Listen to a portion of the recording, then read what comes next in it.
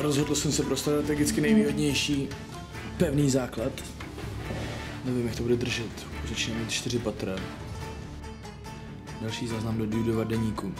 22:10. Třepou se mi ruce, jsem na 5 patrech, jak minule. Další patro, jsem na 6. Vole.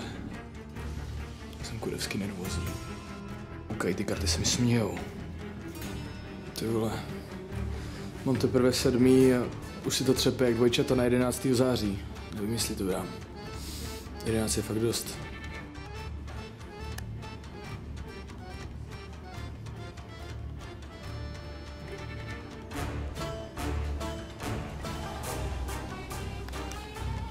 Osm pater pro víc Bible.